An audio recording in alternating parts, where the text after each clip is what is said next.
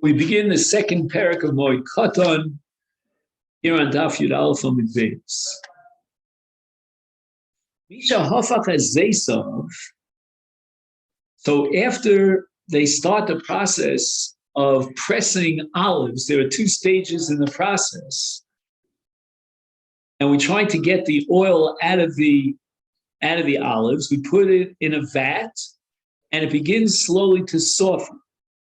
But then you have to turn them upside down. Once you turn them upside down, then they begin to spoil. And therefore, you have to immediately press them in the olive press, in the gat.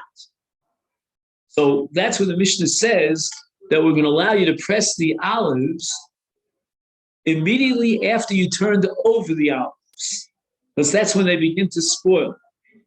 The Ero Eva.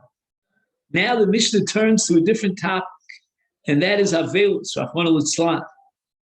During the period of grief and mourning, there's an Isur Malacha, and it would seem that the same heter of Hafach Zesav, that you're allowed to press the olives, applies even to an oven.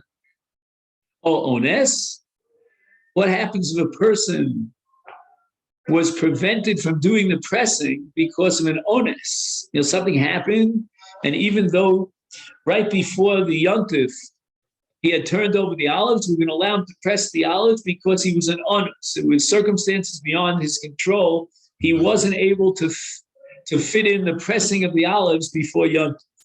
Oh, Poland, he had hired workers, and they tricked him.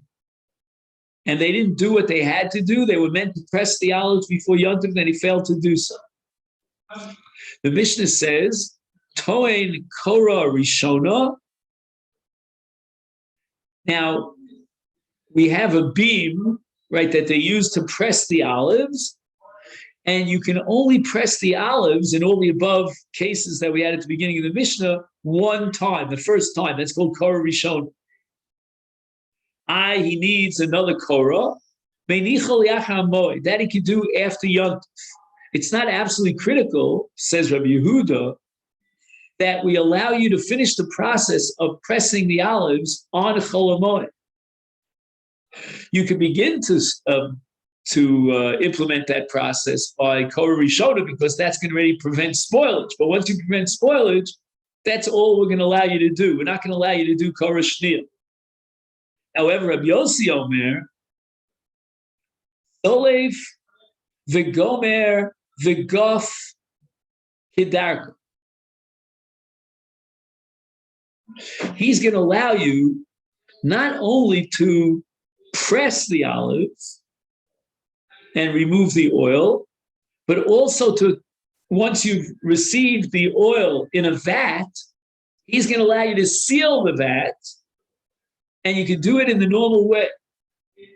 In other words, according to Rabbi Yossi, as we discussed earlier on Amud Aleph, you're allowed to do these malachos because they come under this category of Dover Avud, and he doesn't have to worry about, do it as a Maisa Hejot and not a Maisa Uman. He can do it in the usual manner, complete the process of pressing, and even seal the vat. Now the Gemara has the following question: Pasach bi'ovel v'siyem b'moed. The Mishnah opens up by telling you that you're allowed to press the olives on Chol HaMoed, and then he goes on and says v'Iru Eva. But he doesn't say that during Avelus. It doesn't say anywhere in the Mishnah explicitly that you're allowed to press the olives during Avelus, and Avelus asur b'malacha.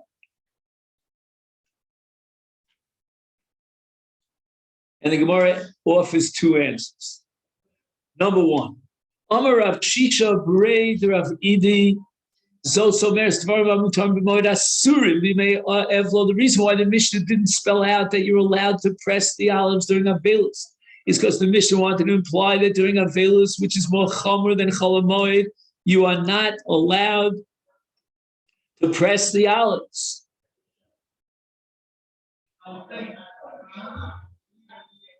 In the case of Chol HaMoed, if he wasn't able to press his olives before Yontif, will allow him to press the olives once they're turned over during Chol HaMoed, but not during Avelus. And the Gemara is going to explain why we're more machmir in Avelus than we are in Chol Moed. Because right now the Gemara is very perplexed about it. What do you mean? You're going to be more machmir in Avelus? Avelus is the Rabbanan. Certainly you want to be more machmir in Chol Moed, which is the Oraisa. That's exactly what Rav Ashi is going to tell us now. Rav Ashi, the Mishnah didn't even bother spelling out that this heter that applies on Chol Moed to press the olives applies during Avelus, lo mi boy b'mei evlin. It goes without saying, the Mishnah didn't even have to address this, that it's mutter during Avelus to be the Rabbananu. The entire enterprise of Iser Malach on Avelus is the Rabbanan B'Shari, the Rabbanan allow it. Because you're going to take a loss once you've already turned over the olives, and they're going to spoil if you don't allow them to press the olives. And the Mishnah tells me, no, el afilu b'moed, even though Chol Moed is an Isa d'Oraisa, the Isa Malach d'Oraisa, b'makom say the Shari Rabbanon, in order to avoid financial loss, the Rabbanon permitted it. Very strange. The Gemara opens up by saying in the ratio of the statement that the Malach and Chol Moed is an Isa d'Oraisa, and then it says, but Shari Rabbanon. What do you mean Shari Rabbanon? How could the Rabbanon be matir something that's d'Oraisa? So the Ran is famous for saying that although the Torah prohibits Malach Chol Moed, none of the specifics are spelled out by the Torah. When and how and what. This was given by the Torah over to the authority of the Rabbanon in order to define when it's Asur b'Malacha and when it's Mutter b'Malacha. But once they define it as Asur, it's Asur b'Deraisa. Now, where does the Torah prohibit Malacha, that we say it's Doraisa? And the answer is in the parsha of Pesach, it says, as Chag HaMatzos Tishmar Shivas Yomim. And the Gemara Chagiga has a drasha that Shivas Yomim means all the days of Pesach, including Chol Moed, you have to observe the Isur Malacha and refrain from performing Malacha. That's for all 7 days. The Gemara Chagiga offers another possibility that Torah defines Chol Moed as Mikra Kodesh, that we have to designate it as a day that has Kedush Sayom with an Isur Malacha. And therefore, says Rav Ashi, that we should read our Mishnah as a Lomi Bud. If we're going to allow you to do a Malach on Chol Moed for the sake of Davar Almud, because you've already turned over the olives, how much more so in Avelus, which is only the Rabbanan?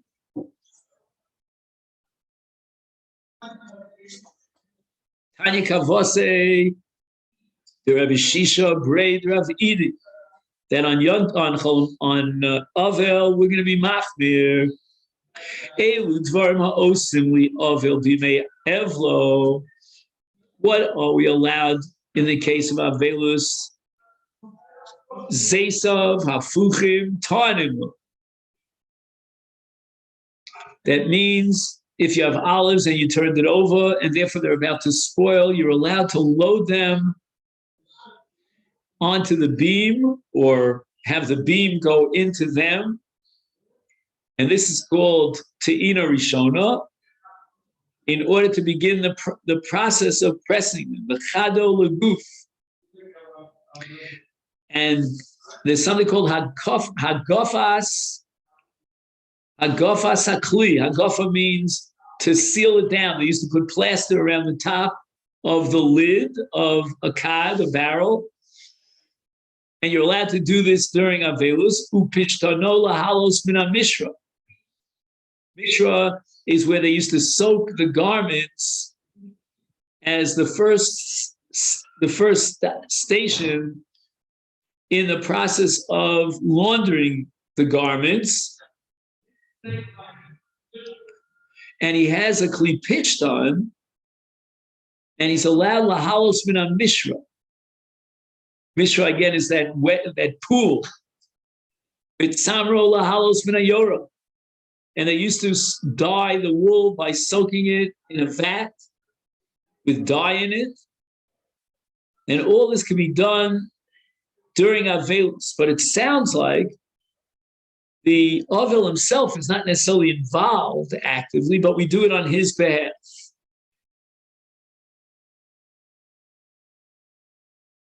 Now, when you put wool in a dyer's vat, you have to be very careful to remove the wool before it becomes ruined.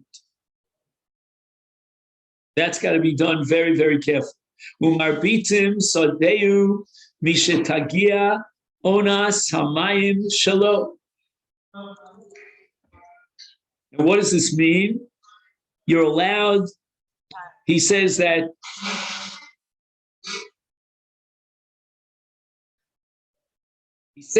you're allowed to water your field because, again, this is a davar avud. So basically, this brisa says that others are permitted to do this on behalf of the mourner because of a davar avud, but he himself, the avel, is not allowed to do it. And that is a proof for Rav Shisha against Rav Ashi. Because Rav Ashi says that even the avel is allowed to do malacha, the davar avud. Getting back to the brisa of Yehuda Omer, Af zorin lo, stay near. Stay near is a field where they turned over the ground to allow the rainwaters to seep deep below the ground.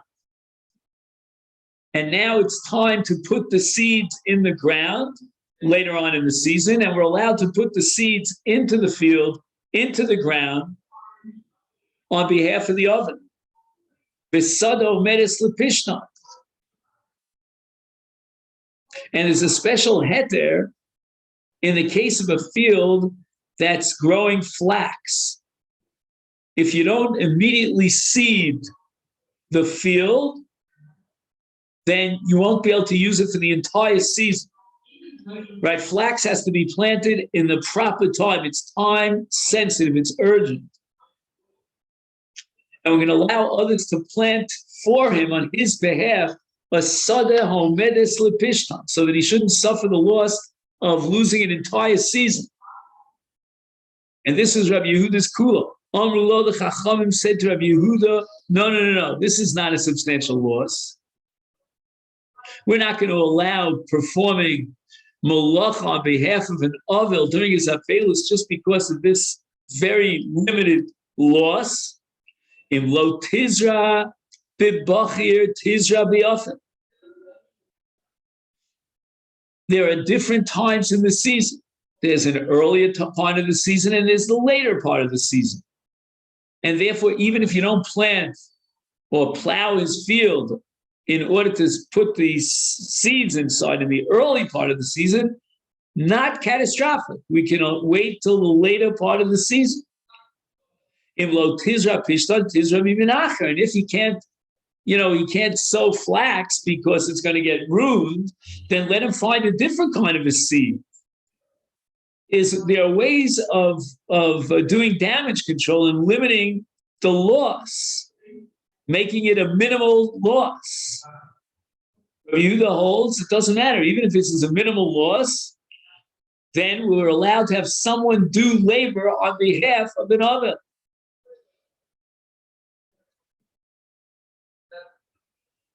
And all this is meant to prove Rav Shisha Bereid Rav Idi, who says that we have to be more machmir and dvarim hamutarim bi'avel asurim bi'avel hamutarim b'moed asurim bi'avel. Rav Shimon Gamliel Omer Zeisav hafuchim v'ein sham uman elahu. We're going to add another condition before we allow others to do labor on behalf of the other. It's not enough that he turned over the Zaysim, but we also have to assume that these are the only umnin who are available now to do the work, and if you don't allow them to do the work, it's going to spoil. Or kado leguf, we talked about putting the magupas hachavis to seal off the barrel. The ain sham uman elahu. There's only one uman available. Pishtanu la'alos min mishra. We have to take the flax and remove it from the pool. V'tzamar la'alos min yora, and take out the wool from the dyer's vat because otherwise it'll spoil. The ain sham uman elahu. There's only one uman available. Reza yaseh b'tzina. He's allowed to do this b'tzina in a private way.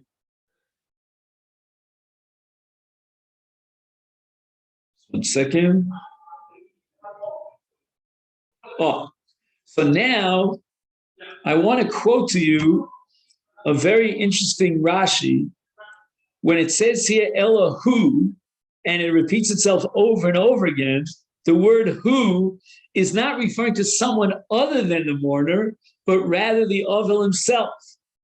We're going to allow the Ovel to do certain malachas b'tzina privately.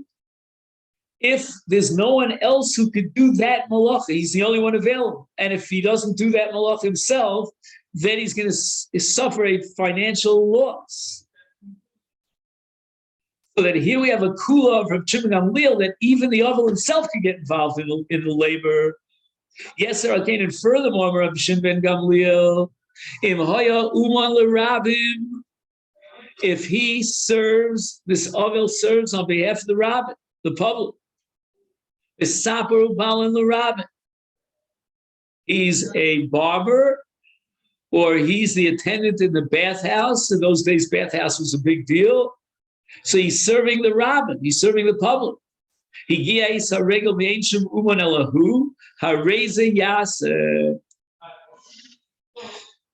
So now we're talking about Rav Shimon Gamliel as a kula in regel. Just 1 second. Is it regel or avelus here? That's what we have to figure out. Just 1 second.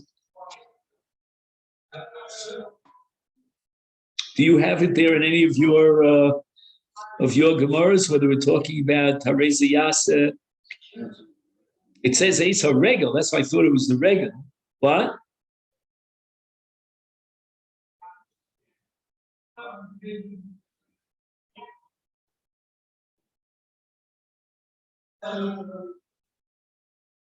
He says here, in this case, you have this, David, in your Gemara, number 22.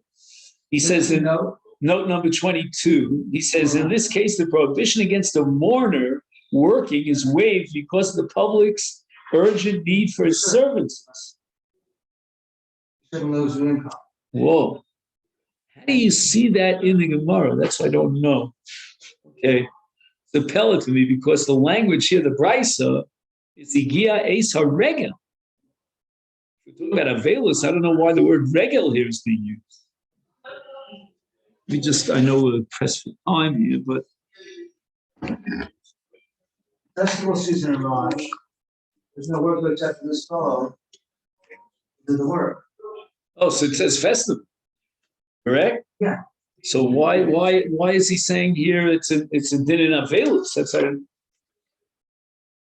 1 second. He says Higia Eis HaRegel shekol hatzibur boim l'stapel on the oh, I see. That's what I couldn't figure out. And here's where the Masechet comes through.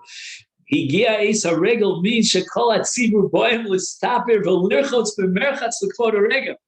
Why is it a public urgent need? Because everybody for the regel is coming to get haircuts and going into the bathhouse. And there's no one around except for the Ovel to do the malacha on their behalf. And then we're going to make you. Okay, then. So we're up to the Arisin.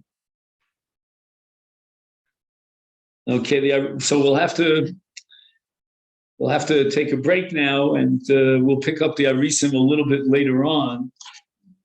Does anybody have a pencil by any chance? No, because I'll tell you the truth, if I don't write it down, I'm not going to remember it.